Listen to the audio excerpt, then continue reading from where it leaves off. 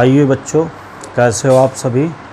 आज हम प्रकाशिकी के अगले भाग में पढ़ने जा रहे हैं गोलीय पृष्ठ पर अपवर्तन का सूत्र। देखिए, गोलीय पृष्ठ पर अपवर्तन का सूत्र, अपवर्तन का सूत्र, ठीक है, जिसमें सबसे पहले गोलीय अवतल पृष्ठ पर अपवर्तन का सूत्र पढ़ेंगे। गोलीय अवतल पृष्ठ पर अपवर्तन का सूत्र। बिना कुछ देरी किए हुए अपने टॉपिक को आगे बढ़ाते हैं, ठीक है। काफ़ी दिन बाद आज ये वीडियो जनरेट किया जा रहा है, कुछ समस्याएं क्रिएट हो गई थी, तो आइए देखते हैं। देखिए, ये एक अवतल पृष्ठ है,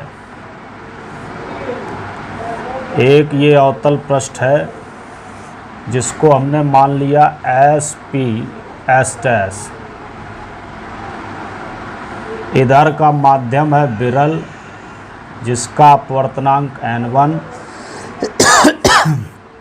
और इधर का माध्यम है सघन जिसका अपवर्तनांक N2। यहाँ पर कोई बिंदु वस्तु O है, ध्यान से देखें सभी बच्चे। यहाँ पर बिंदु वस्तु O है जिससे एक प्रकाश किरण इस प्रकार से चलती है, और अगर हम इस गोलीय पृष्ठ पर एक बिंदु मान लें A और इससे होता हुआ अगर एक अभिलंब डालेंगे, तो ध्यान रहे बच्चों ये कि किसी भी गोलीय पृष्ठ पर अगर हम अवलंब डालते हैं किसी भी बिंदु पर, तो वो उसके वक्रता केंद्र से होकर जाता है। यानी ये यहाँ पर इसका वक्रता केंद्र है और ये अवलंब हो गया CN। अब प्रकाश किरण विरल से सघन माध्यम में जा रही है, तो इसका मतलब ये ऐसे न जाके, इस तरीके से न जाके ये अवलंब की ओर झुक जाएगी इस प्रकार से। तो आपतित किरण और अवलंब के बीच का कोण I हो जाएगा। अपवर्तित किरण और अवलंब के बीच का कोण कितना मान लें, R, ठीक है। तो जब यहाँ से कोई व्यक्ति इसको देखेगा तो ये प्रकाश किरण इधर से आती हुई प्रतीत होगी पीछे से, यहाँ से, यानी कि इस वस्तु का प्रतिबिंब यहाँ बन रहा है, I पर बन रहा है। अगर हम इस रेखा को ऐसे मिलाएं तो देखो ये रेखा और इसके बीच का कोण तो I हो गया। अब ज्योमेट्री के आधार पर इन दोनों के बीच का कोण R है, तो ये वाला कोण भी कितना हो जाएगा, R हो जाएगा, ठीक है। अब इसमें कुछ लॉजिक मान लेते हैं, ये वाला अल्फ़ा, ये बीटा और ये मान लेते हैं कुछ गामा। ये एंगल मान लिया कि बिंदु रेखा OA मुख्य अक्ष के साथ अल्फ़ा कोण बनाती है, रेखा IA मुख्य अक्ष के साथ बीटा कोण बनाती है, रेखा CA मुख्य अक्ष के साथ गामा कोण बनाती है। और यहाँ से इस पृष्ठ पर एक खींच देते हैं लंब, जिसको नाम दे देते AM, और इस लंब की जो हाइट है उसको मान लेते हैं H। इतना सभी को समझ में आ गया होगा।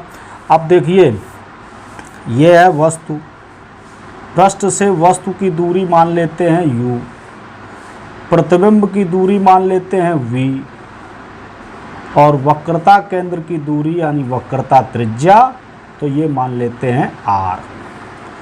ज्योमेट्री के आधार पर जो चिन्ह प्रॉपर्टी है उसको भी समझिए।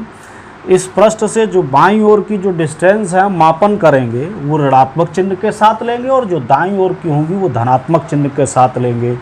अब इसमें क्या है, एक और पॉइंट होता है कि आपतित किरण की दिशा में यानी उधर की ओर नापी गई सभी दूरियां धनात्मक और उसके विपरीत दिशा में नापी गई दूरियां सभी ऋणात्मक होती हैं, ठीक। तो ये तो चित्र है, डिस्क्रिप्शन है। अब इसका हम सॉल्यूशन करते हैं कि कैसे इस पर अपवर्तन का सूत्र निकलता है। आइए देखते हैं। सबसे पहले त्रिभुज लेंगे OAM, या ऐसा मान लें OAC, पहले यहाँ से ले फिर IAC, ऐसे लेंगे। देखिए चित्रानुसार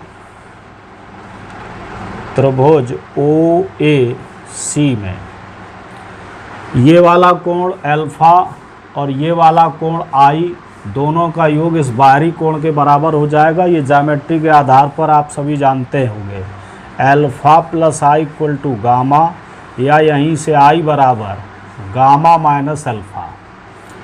तथा अब हम ले लें त्रिभुज IAC में, तो IAC में ये वाला कोण बीटा, ये R और ये बाहर वाला कोण गामा। तो क्या रिजल्ट मिल जाएगा, बीटा प्लस R बराबर गामा, यहाँ से R बराबर मिल जाएगा गामा माइनस बीटा।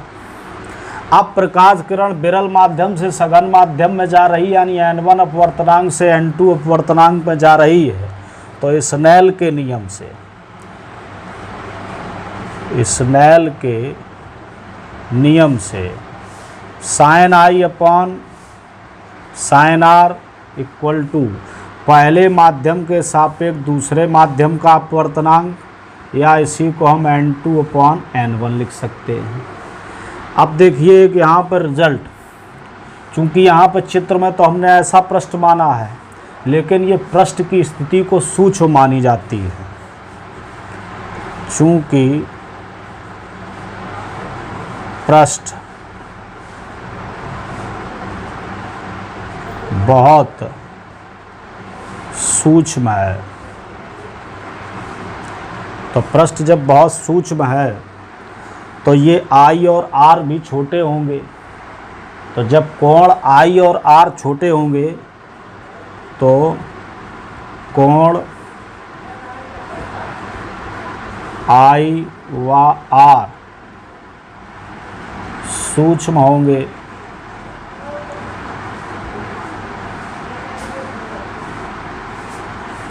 अब देखो इसके लिए ये रिजल्ट है, अर्थात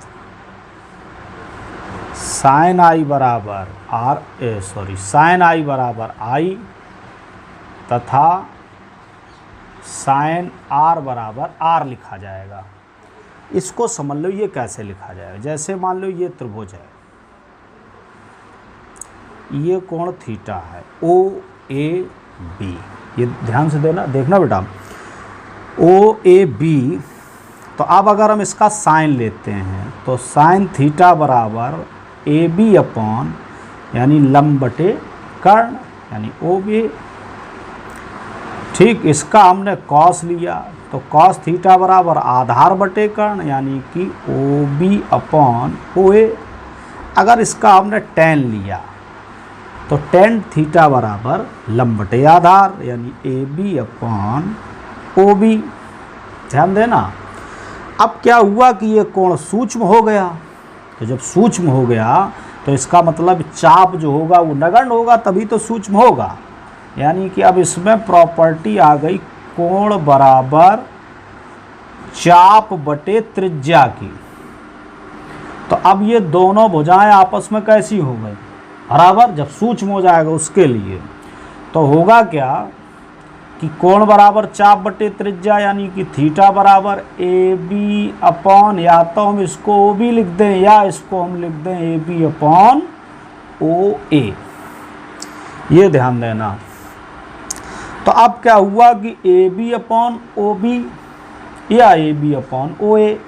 तो यहाँ पर लिखा है साइन थीटा बराबर AB अपॉन OA। तो जब सूक्ष्म कोण हो गया तो इसकी वैल्यू हम थीटा के बराबर लिख सकते हैं, लिख सकते हैं कि नहीं।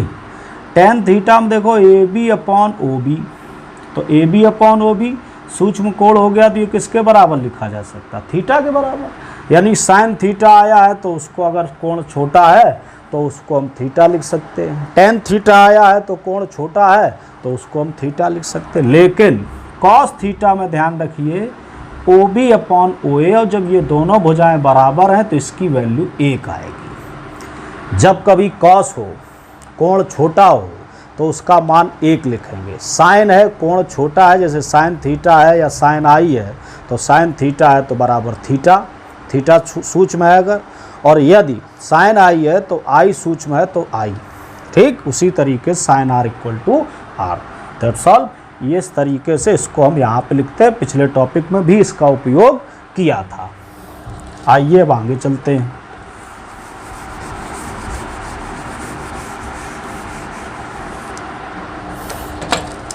तो अब इसमें देखो ये I अपॉन आर बराबर N2 अपॉन N1, तो इसके लिए हम लिख सकते हैं I N1 बराबर RN2।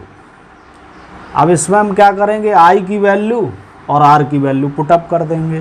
देखो I की वैल्यू क्या निकली थी, gamma minus alpha into N1 बराबर R की वैल्यू निकली है gamma minus beta into N2।